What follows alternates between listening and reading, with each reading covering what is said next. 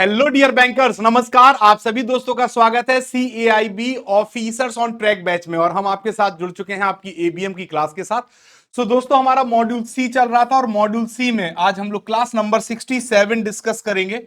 और आज का हमारा टॉपिक होगा कॉर्पोरेट इंसॉल्वेंसी रेजोल्यूशन प्रोसेस, जिसे हम बात करते हैं CIRP के नाम से जानते हैं। ठीक है, तो ABM एडवांस बैंक मैनेजमेंट। और सबसे पहले दोस्तों, मेरा नाम है अरविंद सर। आप मेरे साथ जुड़ सकते हो मेरे Telegram channel JAIB CAIB by Arvind sir, या QR कोड को स्कैन करके भी आप हमारे साथ जुड़ सकते हैं। कॉर्पोरेट इंसॉल्वेंसी रेजोल्यूशन प्रोसेस होता क्या है? जैसे कि नाम में छुपा हुआ है, कॉर्पोरेट इंसॉल्वेंसी रेजोल्यूशन प्रोसेस यानी कॉर्पोरेट बोरोवर, कोई कंपनी ने अगर पैसा उधार लिया है और वो अपना लोन चुकाने में असमर्थ है, डिफॉल्ट किए जा रही है, इंसॉल्वेंट हो रही है। ठीक है दोस्तों, उस इंसॉल्वेंसी को कैसे खत्म किया जाए या क्या उसका रीसोल्यूशन प्रोसेस होना चाहिए, इसी पूरे प्रावधान को कहा जाता है। ये क्या कैसे स्टेप बाय स्टेप इस कार्यक्रम को आगे बढ़ाया जाता है IBC के तहत, इसी को हम लोग कहते हैं CIRP, corporate insolvency resolution process. आज हम CIRP पे डिस्कस करेंगे।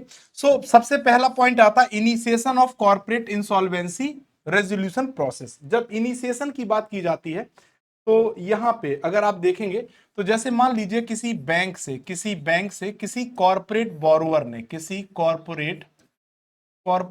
बोरोवर ने अगर पैसा उधार लिया है, ठीक है दोस्तों, तो बैंक से अगर पैसा लिया है तो ये कहलाएगा फाइनेंशियल क्रेडिटर। क्या कहलाएगा दोस्तों? Financial creditor. ठीक है दोस्तों, लेकिन अगर इस कॉर्पोरेट बोरोवर ने किसी दूसरी कंपनी से अगर सामान वगैरह क्रेडिट पे लिया है, क्या लिया है? गुड्स क्रेडिट पे लिए हैं और इनका पैसा पे करना है, तो ये कहलाएगा आपका ऑपरेशनल क्रेडिटर। क्या कहलाएगा? Operational creditor, operational creditor. ठीक। तो अब इंसॉल्वेंसी, अब देखो, अगर ये जो हमारा बोरोवर है, अगर ये बोरोवर चाहे इनका पैसा पे करने में असमर्थ हो या इनका पैसा पे करने में असमर्थ हो, तो यहां पर इंसॉल्वेंसी प्रोसेस को स्टार्ट किया जा सकता है। और इसके लिए हमारा फाइनेंशियल क्रेडिटर, ऑपरेशनल क्रेडिटर या खुद बोरोवर इनिशिएट कर सकता है। क्या कर सकता है? इनिशिएट कर सकता है CIRP। अब आपके पास अगर क्वेश्चन आ जाए एग्जाम में कि इनमें से कौन CIRP इनिशिएट करता है, तो बोरोवर खुद भी कर सकता है और जो दो प्रकार के क्रेडिटर हैं ये भी इनिशिएट कर सकते हैं। और इनिशिएशन के तहत जो भी इनिशिएट करेगा उसे एप्लीकेशन देनी होगी। क्या देनी होगी? एप्लीकेशन देनी होती है। किसको? एजुकेटिंग अथॉरिटी को।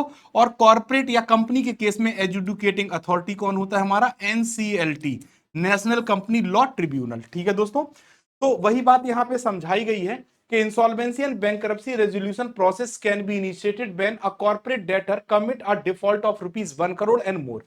तो जो हमारा कॉर्पोरेट डेटर यानी बोरोवर है, कौन है? कॉर्पोरेट डेटर यानी बोरोवर है। अगर वो डिफॉल्ट करता है, कितने का डिफॉल्ट करता है? 1 करोड़ या 1 से ज्यादा करोड़ का, तो उस केस में हम insolvency and bankruptcy resolution process को इनिशिएट कर सकते हैं। Initiation can be filed by financial creditor यानी जिन्होंने पैसा दिया है, या ऑपरेशनल क्रेडिटर जिन्होंने सामान उधार दिया है, या खुद डेटर यानी बोरोवर। इन तीन बॉडी में से कोई भी इनिशिएट कर सकता है। और इसके लिए उसे फाइल करनी होगी एप्लीकेशन किसके पास? एजुकेटिंग अथॉरिटी के पास। और एजुकेटिंग अथॉरिटी कौन है? NCLT, national company law tribunal. ठीक है दोस्तों। नाउ अगला पॉइंट हमारा क्या कहता है कि default means non payment of due either in full और in part to any of the creditor. Default का मतलब है क्रेडिटर, किसी भी क्रेडिटर का। दो प्रकार के क्रेडिटर थे, किसी भी क्रेडिटर का जो भी पैसा हमारे बोरोवर को पे करना है, क्या करना है? बोरोवर को पे करना है। अगर या तो फुल अमाउंट डिफॉल्ट करता है, फुल अमाउंट की अगर बात करें, अगर वो नहीं पे कर पाता है, या फिर पार्ट ऑफ अमाउंट अगर पे नहीं कर पाता है, तो इसी को हम लोग क्या कहते हैं? डिफॉल्ट। क्या कहते हैं दोस्तों? डिफॉल्ट कहते हैं। क्या कहते हैं? डिफॉल्ट। तो therefore CIRP can be initiated by any third party. कोई थर्ड पार्टी भी CIRP को इनिशिएट कर सकती है due to him her, even when the account with the bank are standard assets. अब यहां पे जो पॉइंट है ये समझने वाला है कि जैसे मान लीजिए कोई कॉर्पोरेट एंटिटी है, कोई कंपनी है ना, एंटिटी है जो कि कॉर्पोरेट डेटर है। ठीक, इसने पैसा बैंक का ले रखा है और बैंक का पैसा तो ये टाइम पे रीपे कर रहा है ना, ड्यू डेट पे रीपे कर रहा है, ड्यू डेट पे क्या कर रहा है, रीपेमेंट कर रहा है, तो इनको तो प्रॉब्लम नहीं है।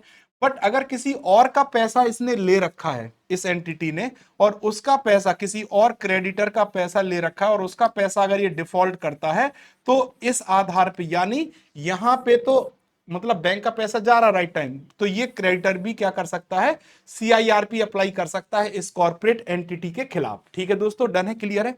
तो एक आपको आधारभूत संरचना प्राप्त हो गई है कि सीआईआरपी कब फाइल किया जाता है, किसके पास फाइल किया जाता है, और कौन कौन फाइल कर सकता है। अब सेकंड पार्ट आता है इंटरिम रेजोल्यूशन प्रोफेशनल। ठीक है, या रेजोल्यूशन प्रोफेशनल क्या होते हैं पहले समझ लेते हैं। जैसे मान लीजिए कोई कोई भी क्रेडिटर है, कोई क्रेडिटर है, ठीक, और इनका पैसा किसी कॉर्पोरेट डेटर यानी कोई कंपनी के पास है, और इसने डिफॉल्ट कमिट किया। ठीक, अगर डिफॉल्ट कमिट किया तो इस कंपनी के खिलाफ, इस बोरोवर के खिलाफ सीआईआरपी अप्लाई किया गया, सीआईआरपी अप्लाई किया गया। ठीक है, अब ये सीआईआरपी किसके पास अप्लाई होगा, एनसीएलटी के पास। जैसे ही एनसीएलटी के पास ये सीआईआरपी अप्लाई होगा, वैसे ही जैसे ही सीआईआरपी अप्लाई होगा, सबसे पहला काम होगा किसका, एनसीएलटी का, ये एक प्रोफेशनल को अपॉइंट करेगा, एक प्रोफेशनल को अपॉइंट करेगा, प्रोफेशनल को क्या करेगा, अपॉइंट करेगा। और इसको अपॉइंट करने के पीछे रीजन क्या होगा कि ये जो प्रोफेशनल अपॉइंट हुआ है ये कहलाएगा रेजोल्यूशन प्रोफेशनल।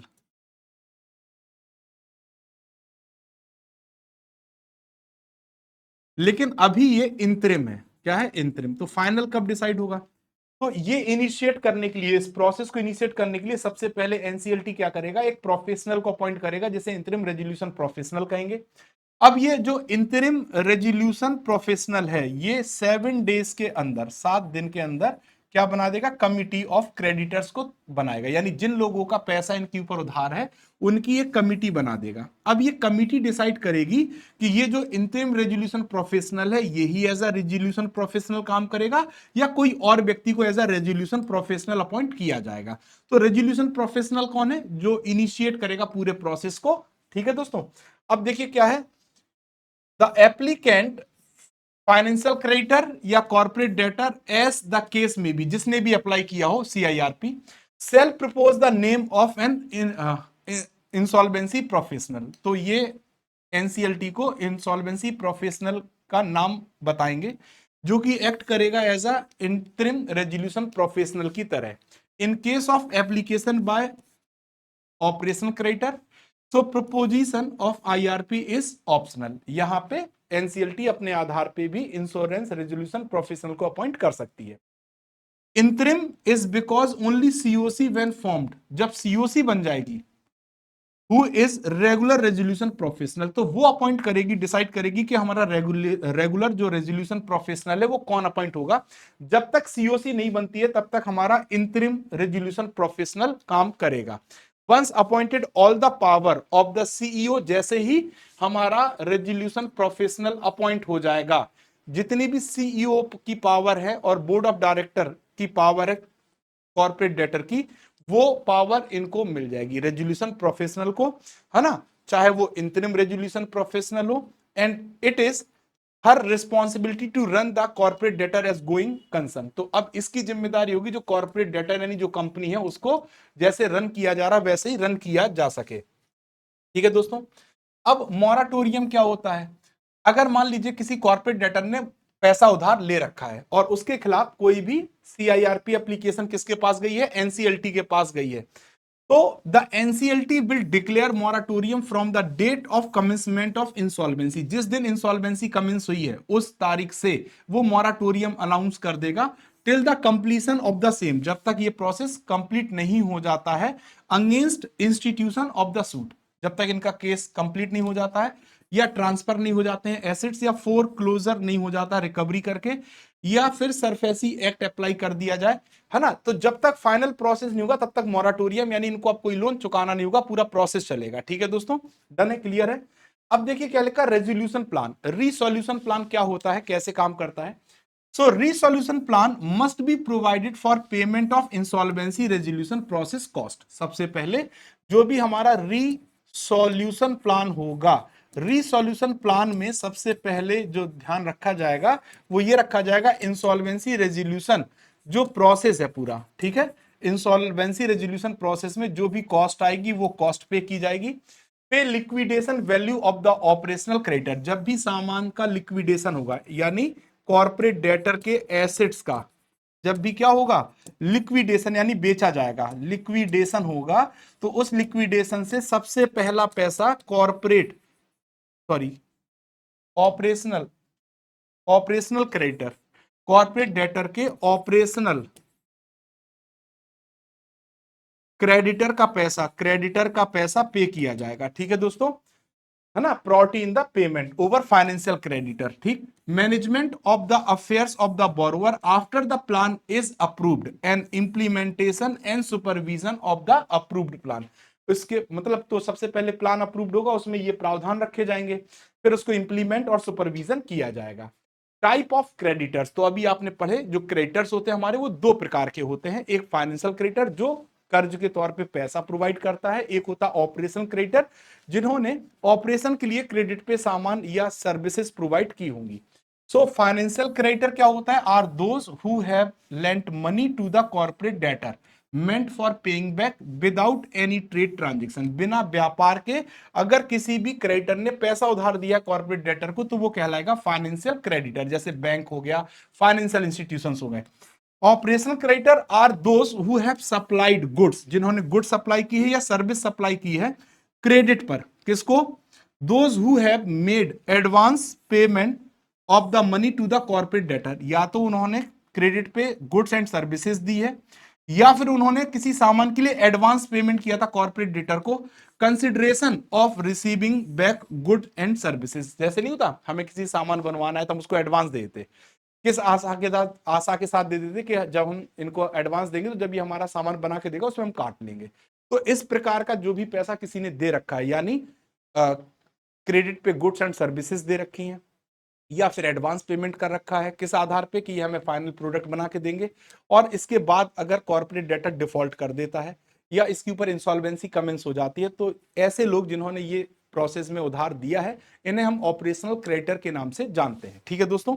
इसके बाद आता है कमिटी ऑफ क्रेडिटर्स। अब पता चला कि एक बैंक ने नहीं, कॉर्पोरेट डेटर को एक से ज्यादा बैंकों ने, बैंक 1, बैंक 2, बैंक 3 होता भी है, अलग अलग बैंकों से लोन ले रखा, तो इनके रिप्रेजेंटेटिव्स की एक क्या बनेगी, कमिटी बनेगी, क्या बनेगी, कमिटी बनेगी, और ये कमिटी क्या कहलाती है, सीओसी, क्या कहलाती है, COC. So the committee of creditors is the committee of normal only financial creditor. तो इसमें सबसे पहली प्राथमिकता पे हम सिर्फ किसको रखेंगे, फाइनेंशियल क्रेडिटर्स को रखेंगे, फाइनेंशियल क्रेडिटर्स को ही इसके अंदर हम रखेंगे, ठीक है दोस्तों, ठीक है। फॉर्म्ड, और इस कमिटी को फॉर्म कौन करता है, मैंने अभी बताया था, इंटरिम रेजोल्यूशन प्रोफेशनल, है ना, formed by the interim resolution professional based on the claim received from the creditor. और किस आधार पे सीओसी बनेगी, देखो तीन बातें। सबसे पहले जब कमिटी ऑफ क्रेडिटर्स बनेगी तो इसमें हम फाइनेंशियल क्रेडिटर्स को रखेंगे। इस कमिटी को बनाएगा कौन, इंटरिम रेजोल्यूशन प्रोफेशनल। किस आधार पे बनाएगा, इनके द्वारा फाइल किए गए क्लेम के आधार पे कि इनका कितना कितना पैसा है। Each financial creditor will have voting power proportionate to the exposure to the corporate debtor। जिस आधार पे इन्होंने जितना पैसा दिया कॉर्पोरेट डेटर को उसके आधार पे इनको वोटिंग पावर प्रोवाइड की जाएगी।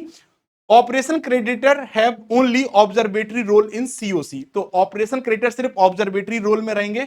अगर कोई फाइनेंशियल क्रेडिटर नहीं है तब हम सीओसी में ऑपरेशनल क्रेडिटर को शामिल कर सकते हैं। So what is the quorum of COC, 33% by value, है ना, हर एक वोटर को 33% के आधार पे राइट्स दिए जाएंगे।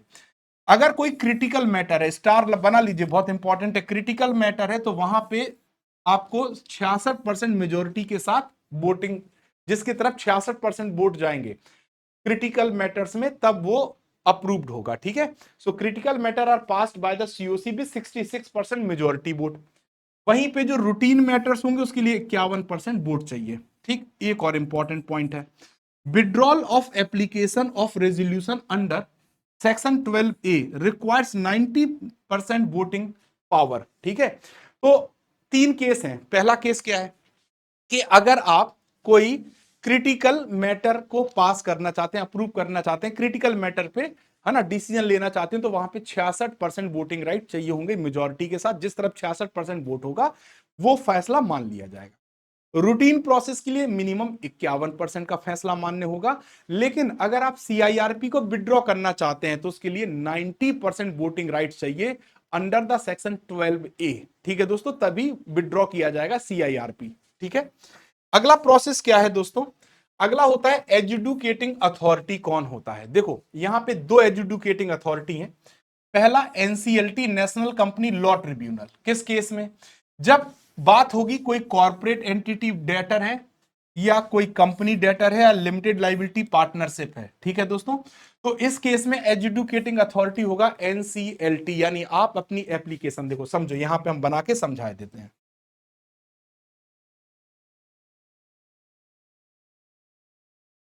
एजुकेटिंग अथॉरिटी, दो केस होंगे। अगर कोई कंपनी के ऊपर केस है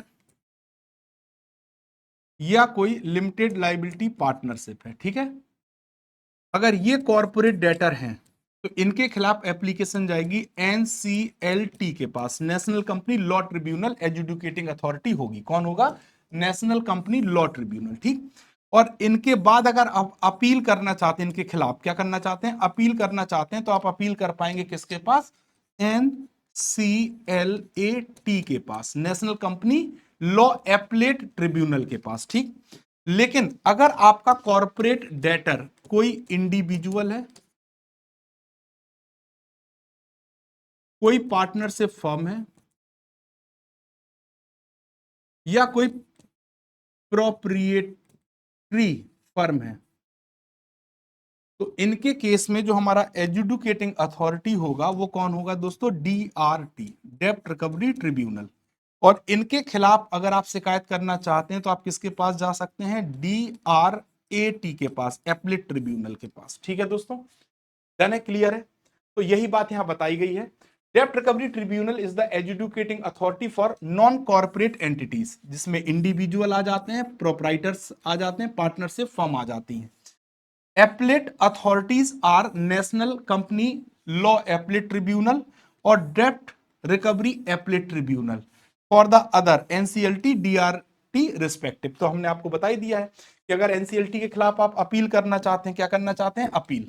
अगर आप यहां अपील करना चाहते हैं तो अपील किसके पास करेंगे दोस्तों? एनसीएलटी के पास। और इसके खिलाफ अगर आप अपील करना चाहते हैं तो आप अपील किसके पास करेंगे? डीआरएटी के पास। अब इनके बाद अगर आप अपील करना चाहते हो, इनके बाद अगर आप अपील करना चाहते हो तो सिर्फ आपके पास एक बॉडी है, सुप्रीम कोर्ट। कौन है दोस्तों? Supreme court. आप शिकायत कर पाओगे किसके पास? सुप्रीम कोर्ट के पास। फिर इसके बाद आता है स्टैंडर्ड एंड एक्सटेंडेड टाइमलाइन। अब टाइमलाइन से क्वेश्चन एग्जाम में बनता है, स्टैंडर्ड और टाइमलाइन से भी क्वेश्चन बनता है एग्जाम में। ठीक है, तो ध्यान रखिएगा। इनिशियल पीरियड 180 डेज, यानी सीआईआरपी को कंप्लीट होने के लिए, सीआईआरपी को कंप्लीट करना होता है 180 डेज में। ये आपका क्वेश्चन का आंसर होगा कि सीआईआरपी के लिए मैक्सिमम टाइम पीरियड कितना लॉट है कंप्लीट होने में प्रोसेस? आपका आंसर होगा 180 डेज। तो the process must ideally be completed within 180 days from the date of application admitted। अगर इसमें नहीं हो पाया तो वन टाइम एक्सटेंशन मिलता है 90 डेज का। अब अगर 180 में आप क्या लिखा? If the resolution can not be completed in 180 days the resolution professional can apply for the extension up to 90 days. This requires vote of 66% of majority. Extension के लिए चूंकि ये क्रिटिकल इशू है तो कितना परसेंट वोट चाहिए? 66%। Mandatory outlier limit, last limit आपको दी गई है 330 दिन। इसके बाद कोई सुनवाई नहीं होगी, इतने में तो कंप्लीट करना ही है। ठीक है, तो आप सोच समझ के आंसर लगाइएगा क्या पूछा गया है। देखो अब यहां पे insolvency and bankruptcy board of India ने प्रोवाइड किया है मॉडल टाइमलाइन, जो कि 180 दिन के हिसाब से बनाया गया है। सबसे पहले जैसे ही कोई एप्लीकेशन आएगी तो एनसीएलटी क्या करेगा? सबसे पहले इंतरिम रेजोल्यूशन प्रोफेशनल को अपॉइंट करेगा। इंतरिम रेजोल्यूशन प्रोफेशनल क्या करेगा? 3 दिन के अंदर पब्लिक अनाउंसमेंट करेगा। कितने दिन के अंदर? पब्लिक अनाउंसमेंट करने के लिए कितना दिन है? 3 दिन। कौन करेगा? आईआरपी के अपॉइंट होने के बाद 3 दिन के अंदर पब्लिक अनाउंसमेंट के भैया जिन जिन का कर्जा इनके ऊपर है आप लोग क्लेम करो। अब सबमिशन ऑफ क्लेम, अब लोग क्लेम करेंगे तो इनको 14 दिन दिया गया है ना, कि 14 दिन के अंदर आप अपॉइंटमेंट से 14 दिन के अंदर आपको क्लेम करना है। जैसे ही क्लेम होगा वेरिफिकेशन किया जाएगा क्लेम का, कितने, विद इन 7 डेज, 7 दिन के अंदर वेरिफिकेशन किया जाएगा। फिर आईआरपी क्या करेगा, 30 दिन के अंदर क्या करेगा, कमिटी ऑफ सीओसी को अपॉइंट करेगा। मैंने यहां 7 डेज बोल दिया था, 7 डेज नहीं होगा, 7 डेज कहीं मैंने बोला है, ये 30 डेज, 30 डेज में, कितने दिन में, 30 डेज में सीओसी को अपॉइंट करेगा। ठीक है दोस्तों, 30 डेज में सीओसी को अपॉइंट कर लेगा। इसके बाद अगर हम बात करें तो पहली सीओसी की मीटिंग 7 दिन के अंदर होगी। अपॉइंट होने के बाद 7 दिन के अंदर पहली सीओसी की मीटिंग होगी। Appointment of valuer 47 days of commencement, commencement के 47 दिन के अंदर आपको अपॉइंट करना होगा।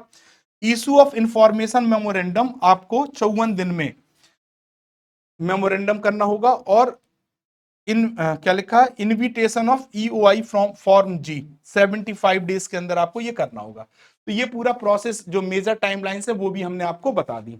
तो ये थी दोस्तों आज की हमारी क्लास। आई होप आप सभी को क्लास समझ में आई होगी। सीआईआरपी की मैक्सिमम 180 डेज में सीआईआरपी कंप्लीट करना होता है। अब कल की क्लास में हम लोग बात करेंगे सीआईआरपी और पीआईआरपी में डिफरेंस, बहुत इंपॉर्टेंट है और दोनों में से एक क्वेश्चन पूछा जाता है, तो उसको भी कवर करेंगे। तो आज की क्लास में बस इतना ही। आई होप आपको क्लास समझ में आई होगी। और दोस्तों आपके लिए मंथ एंड सेल चल रही है 85% डिस्काउंट के साथ। हमारे सभी लाइव बैच और महापैक पर आपको ये डिस्काउंट दिया जा रहा है। तो अगर आप हमारे महापैक के साथ जुड़ना चाहते हैं, CAIB के 6 मंथ महापैक 2499, 12 मंथ महापैक 3999 और 24 महीने का महापैक 5999 में सब्सक्राइब कर सकते हैं। महापैक की सबसे बड़ी खासियत है कि यहां पर आपके कंपलसरी पेपर के साथ आपके इलेक्टिव पेपर भी कवर हो जाते हैं, इलेक्टिव पेपर भी कवर हो जाते हैं। ठीक है, अब यहां पर आपको मिलते हैं multiple batches, 400 plus class notes, 2000 plus live classes, 500 plus mock quizzes and notes, और साथ ही साथ 24/7 डाउट सपोर्ट, यानी one stop solution for CAIIB preparation. ठीक है दोस्तों, साथ ही साथ CAIB की अगर हम बात करें तो हमारा CAIB MCQ बैच भी स्टार्ट हो रहा है और आप इस बैच को टेस्ट सीरीज के साथ अवेल कर सकते हैं। लीस्ट प्राइस 2199 रुपए मात्र में। ठीक है दोस्तों, तो ये थी आज की हमारी क्लास। आई होप आप सभी को क्लास समझ में आई होगी। Thank you very much. मिलते हैं नेक्स्ट सेशन में, डिफरेंस बिटवीन CIRP और PIRP, अगली क्लास। Thank you all.